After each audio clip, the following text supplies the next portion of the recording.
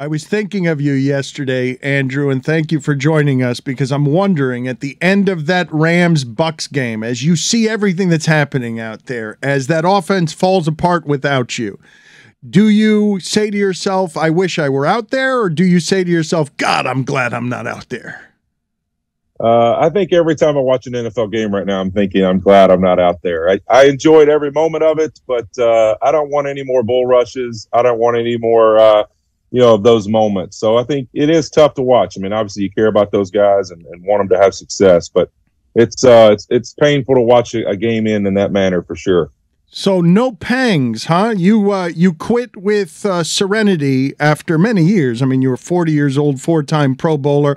I don't know the shape that your body's in, but a lot of guys, after the initial 5-6 months of being free from the discipline, they long for it. They long for the structure. You're not one of those. No, I think really over the last 5 years of my career, my structure and just kind of what I do on a daily basis was really irrelevant to whether I was playing. So I still get up and get in the sauna every morning when I wake up, 5:30, 6 in the morning, and train every day. And, much like I did when I played. So really my days haven't changed much. I really kind of do the same thing. It's just I don't go to football and I don't go to meetings. And so I enjoy it. I stay in a daily routine. I'm kind of one of those people. I'm always that way. So I keep it moving and keep the body going, and I feel great. The shipping container there was a little bit shocked by that, because they're thinking to themselves, wait a minute, you still go to work and you're just not being paid for it now. Yeah, I still got to work out and train and get all the energy out, man. I can't sit still. I'm not one of those people. I've never been like that. So I got to be on a golf course. I got to be working out. I got to be sweating somehow.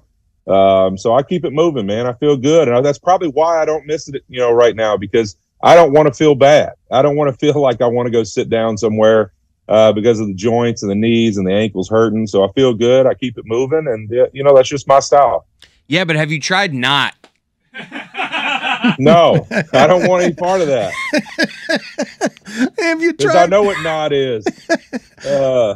Hey, look, as an O-lineman, I saw the Saints O-line this weekend. I was down here I was coming down to the LSU Bama game, and I was talking to those guys about it, man. As the season goes on as an offensive lineman, you just get more and more stagnant. I mean, you get sore, you get beat up, you're eating a ton of food because you're just trying to make yourself happy.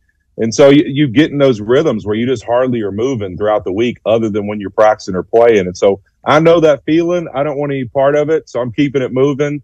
Just trying to have fun and enjoy being on the other side of the game. You can catch Andrew Whitworth, the entire Thursday Night Football crew, Prime Video this Thursday. Coverage begins at 7 p.m. It's Carolina and the Atlanta Falcons. Do you allow yourself a day or two now in retirement? You know what? I'm going to crush these 2 pizzas, both of them. I'm going to annihilate this, and I'll deal with it in the morning. What's been fun is I've tried to eat good at times and work out and all these things, but what's really happened is all I'm doing is working out to be able to have the opportunity to crush some food. So that's really what's going on. It's like, hey, how many workouts can I get in this week so I feel a little less guilty about the deep dish pizza in Chicago or, wherever it is that we're at, we're crushing whatever the local food is. I've enjoyed being able to not have to worry about playing in the game and just go find the best place I can find something to eat and get a little drink at. I've asked you forms of this question before, but the most crushing of crushing food, if Whitworth is just going to destroy it with no cares in the world, he's gotten into the drink makes him hungrier, what does that look like? I can take down some food. One thing I've never been had struggles with is taking down some grub. I used to have my buddies used to time me how fast I could take down pizzas and stuff like that. That used to be my favorite thing to do. But I've been known to go crush some Wendy's and some deep dish pizza, some pastas. That's kind of my jam. But I could put it down with the best of them. Let's put it that way. I've got follow-ups and I need details. The crushing of Wendy's, detail it for me. All right, when I was in high school, my buddies bet me I couldn't take down 8 double stacks in one sitting. Shit. So I took down 8 double stacks once. That 99-cent menu, they ended it just for me, I promise you. That was the ending of the 99-cent menu, okay? 8 double stacks, I took them down. It was good. And I think I did a 16-inch pizza in like 2 minutes and 45 seconds or something one time. So yeah, I could take it down. I don't even know what that feels like afterward. Does that even feel good to eat a pizza in minutes? I don't know, but I just flipped. All I did, I flipped it over and made it a sandwich, and then I just took it down. Come on, man. You got to think it through. O-lineman, the fastest way to get it in there. Can you teach me how to assess offensive line play? Because I want to sound like a smart football person, a fart football person, but I just don't know. I want to teach me catchphrases. Right now, all I've got is pancake block, and that guard could really pull. Really pull. I like that. No, I think just assessing, I want one good trait to look for O-lineman is you look like a guy like Lane Johnson. He's never on the ground ever. He's always in balance and in control, and how they're able to, stabilize their bodies and be that big. I mean, I think that's really a sign that you can tell O-linemen are really good players is that the only time they go to the ground is when they're actually knocking somebody on the ground over the top of them. And so I think to me, that's one of them is guys who are able to stay off the ground and play physical under the balance of their feet. Man standing up, good. Man on ground, bad. Bad. That's right. A lot of bad linemen on the ground, a lot. How often would Whitworth go entire games without being on the ground at all? I don't know. Probably earlier in my career, a lot longer. Older, it was like, hey, that was my cushion to fall down because that was the best thing to do at times. Because I think, as you get older, it's, stopping from falling hurts more than just falling sometimes. So that's for sure. But no, early in my career, it'd be a long time. I think that's one of the things, like in NFL practice, I think it's the hardest thing for college guys to learn when they become to the NFL is that real pros, guys in the league, like you go an entire practice, nobody touches the ground because you're able to control yourself well enough that you don't ever hit the ground no matter what you're doing. And so I think that's one of the biggest things college linemen and D linemen have to learn is how to practice and compete and play the NFL game without being on the ground all the time because that's when people get injured. But would you go several games without being on the ground? For those who do not know, this man was overwhelming. His strength was overwhelming. I admired his work in Cincinnati, admired it with the Rams. Would you go several games ever, NFL games, without being on the ground early in your career? I'd have to check the tape. There's another good O-line phrase there. We'd have to check the tape, the eye in the sky, and find out. But I don't know. I probably, multiple games, I'm sure. I don't know how several. That might be a stretch. At some point, you're getting rolled up. You're playing tackle. Somebody's rolling into your knees at some point in the play. So you're going down at some point whether you want to or not. Is that the most annoying thing in offensive line play? Where it's like, oh, this play's almost over. Nothing happened. And then some guy rolls into the back of your knee. Yeah, if you watch literally the first play of our Arizona Cardinals playoff game, we run a zone play to the left, and I'm blocking a guy out, and I literally get knees, ankles, I'm like, oh man, the runner's going through. This is awesome. I'm starting to try to jog down the field, and then boom, legs just rolled completely up. I'm on the ground screaming like a little kid because my knee's hurting. That's the worst, is right when you think a play's over, and then the next thing you know, there's some 340-pound man rolled up inside your kneecaps and ankles. Can you give me a guy, and I mean this not as disparagement, I know you're a decent person and you don't publicly say any bad things about anybody, but can you give me a guy that everyone knew was great, but for whatever the reason was, you didn't have very much trouble with him? Oh, man.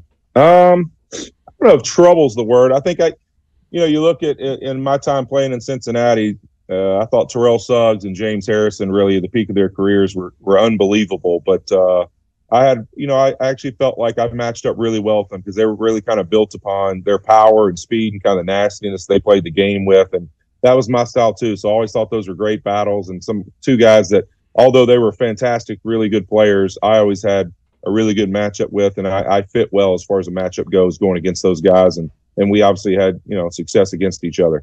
Are you awed the way we are by what James Harrison is still throwing around in the weight room in his mid-40s? It's unbelievable. He was with us for 1 year in Cincinnati, and I've never quite seen anything like it before in my life. I mean, the guy would have 3 plates on a hamstring curl machine. It's just I don't know that I've ever seen anybody can lift the way that guy could. Have you ever in your career, late in the game, blowout, game's out of hand, got a quarter left to kill, you and a defensive lineman, you just look at each other in the eye, you're like, we'll just go through the motions here this last quarter. Yeah. I won't go by you. I won't pancake you. Just a little nod of we got each other here. I think that's a little more of a preseason game thing. I know DeMarcus Ware and I used to have a great relationship when we played each other. If it was a preseason game, I think we played in the Hall of Fame game 1 year, and it was literally like, hey, look, man, lots of hand motions. lots of head movement. Like let's make this thing look good now. You know, just hit the 10-yard arc where you can look like you're beating me every time, but just run around at 10 yards, make it look good. It was great. So, in those kind of games when it means nothing and both of you just want to get to the next week healthy in the preseason, I'm sure there's a lot of that goes down. How often did you have an active distaste for someone that you were playing against, that you wanted to kick his ass because you didn't like him? I think that obviously in the AFC North, there was a lot of those kind of battles, whether it be with the Steelers or Ravens and Browns. We always had kind of some good rivalries in there. I think Joey Porter, I can remember, was a guy that always got all the Bengals guys riled up. And, I've got a couple ejections in my career, although it wasn't active distaste. I mean, me and John Henderson got into it one year in Jacksonville, and then Lamar Houston with the Raiders at the time. We got in a little tussle. So, I've had some tussles over the years. I don't think there's anybody I actively don't like. I don't think I care enough to really actively dislike enough guys that way. I just get out there and do my job and move on to the next one. Joey Porter was crazy though, right? Oh my gosh. I'll never forget him coming out on the field, the playoff game we lost, everybody remembers personal foul, on Vontaze Burfict to hitting Antonio Brown, and then Joey Porter coming out to midfield and him and Adam Jones getting into it. And then they call a penalty on Adam, even though Joey's out in the middle of the field as a coach. A crazy situation. I don't think many people were real fond of Joey there after that moment for quite a while. Do you think that Antonio Brown, given everything that's happened with him over the last couple of years, have you thought to yourself, I believe he was permanently altered by that hit on Vontaze Burfict? I don't think we can ever really know that. I mean, I think that's something that, obviously the trauma and the head stuff from football is real, and it affects guys in real ways. And there's lots of people out there that we don't know about that aren't in the public all the time that have a lot of struggles through it. So, I don't know that we could ever really pinpoint that moment or what really has happened and transpired since then. But, it's obvious that there is some things going on with him, just from some of the behaviors. Can you put me next to you yesterday as Tom Brady, who's 5 years older than you, hasn't had a drive all game against your beloved Rams, goes down the field, is Christian, decent man, Andrew Whitworth shouting at the television, the fuck is this? I was pretty upset, for sure. Only because I know how hard it is to win in the NFL, man. You can't take these things for granted. I mean, I think if there's a lot of energy and a lot of passion and a lot of disappointment too, whenever you don't win and you put everything you do into a week. And so to have that game in their hands and really just need to get a first down and the game's over with, and to not be able to do it, and then of all people to give that ball back to Tom Brady, who, if anybody that knows how to win in that moment, I think that had to be a sick feeling. And I know for myself and all the guys, it's a rough Monday for sure right now. But they got to find a way, man. It's the nature of the NFL. I lost, I think, 10 games in 2010 when I was with the Cincinnati Bengals by one score or less in a row. And that's the nature of this game. You got to find a way to end games and close them out. Andrew, you were at LSU Bama this weekend. Bama's still ending up in the playoffs, right? Like, it's just going to end up happening. It feels like they always find a way, right? So somehow Bama's in the playoff. I don't know what's going to have to happen. Maybe a couple schools are going to just forfeit the rest of the season. I don't know. But somehow Bama's going to end up in the playoff for sure. You know how that always seems to shake out. I hear enough about it, trust me, being over on the West Coast from some of the Pac-12 teams and different teams out there, that they always feel like somehow Bama's going to be there no matter what happens. So, no, I don't think they will, though. I think this one's going to be a new year, and I'm looking forward to see how this thing closes out. I care about you. They're going to be there. That sounds silly. It's inevitable. You can catch Andrew Whitworth, as I said, the entire Thursday Night Football crew. Prime Video this Thursday. Coverage begins 7 p.m. Carolina Panthers host the Atlanta Falcons. What did you find most interesting from yesterday's games? Just across the league? The Jets. I mean, I thought that was wow. I mean, I think a week ago we're sitting there saying, hey, I don't know if Zach Wilson and these guys can figure it out because it seems like they have a great team, but he's kind of turning the ball over. And what's their future the rest of the season look like if he's not going to take care of the football? And then this week to come back and beat the Buffalo Bills. Wow. I mean, what a big win. I mean, sometimes in those new regimes, you need that signature win we go and look back 2 years from now and say, where was it? This sure seems like one to beat the Buffalo Bills in that moment. That football team's getting really good, and they're getting better and better week in and week out. I don't know if you're like Parcells and you just say you are what your record says you are. Are the Dolphins and the Jets the same 6-3? I don't think so. I think the Dolphins are going to be an interesting one. It's like some weeks you look at them and you think, man, this team, I don't know how you stop them offensively. But then you turn around and you look and it's like they struggle to stop people defensively. And then they come out and have weeks where they just aren't going offensively. And you're like, wow, with all these weapons, how are they not just blowing people away? But then you got, in my personal opinion, more my style. I love how the Jets play, man. That running the football, playing defense. You just look at playoff football. To me, that's what ends up winning a game, because a lot of times we get caught up in the statistics and things of the regular season, the big plays and the yardages and all this. But when you get to playoff football, it's cold, it's wet, there's snow, there's rain, whatever. It's defense and being able to run the football. And it looks like those two teams are going to have to figure it out later down the road. But the Dolphins aren't going to have Miami and the humidity to help them when we get to the playoffs. You're going to have to play playoff style football when we get there. Whitworth, you better be careful. Whitworth, did you just say that you trust the Jets more in the playoffs than the Dolphins? Is that what you just said, Whitworth? I think we can look at history and look at the running game and playing defense. It's not about the teams. It's about the fact of what wins. And in the playoffs, defense and running the football wins. And I think that, to me, that's really what it's about. And I think for this Dolphins team, you're going to see that as this season goes on. And Mike Daniels knows that. They're going to have to run the football effectively to get themselves ready for the playoffs. And I just haven't seen their defense be as stout as I want to see them to be able to support that offense. Do you think the Packers are going to go the rest of the season without figuring this out? Is it just going to look like this for the rest of the season? Man, it's like every week I'm just waiting on I guess what you see out of Joe Burrow, right? Like the weeks where it's like, oh man, they're awful. And then the next week it's just an explosion of offense.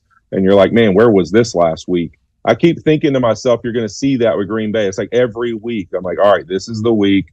Rodgers is going to throw 4 touchdown passes in the first quarter, and it's just going to be a blowout. And you just haven't seen them figure it out. And to me, at this point, if we've gone this far, I don't know if they're going to figure it out offensively. Now, can they figure out how to win and maybe change it up and figure out how they maybe have a better strategy for winning football games? Maybe, but offensively, I just don't think they're going to be that way this season. I'm going to push my luck here. Can I get the bronze medalist outside of folding a pizza in half and eating it in 3 minutes or crushing 8 double stacks? Give me the bronze medalist of Andrew Whitworth, lifetime stories of this time I crushed this. Oh, man. You know what? Honestly, I got too many of them. One thing that I'm always going to struggle with is that the opportunity to crush some food. I mean, just being down in Louisiana this weekend, I hit some shrimp and grits. We were having a little etouffee, some boudin, all the goodies this weekend. So I got a lot of work to do. There's going to be a lot of walking, a lot of cardio this week because I got some inflammation. I'm going to need one of those vegan juice cleanses at some point this week because I took it down in Louisiana this week. That's for sure. Percentage of time you alarm a waiter, that a waiter or a waitress gets it comments out loud like, more? Yeah? Well, the better thing is really when you go somewhere by yourself and you order for 2 and they're just looking at you like, hold on, is somebody else coming? And you start ordering multiple entrees. That's my favorite thing to do is just be like, oh, yeah. I was just going to try a couple things.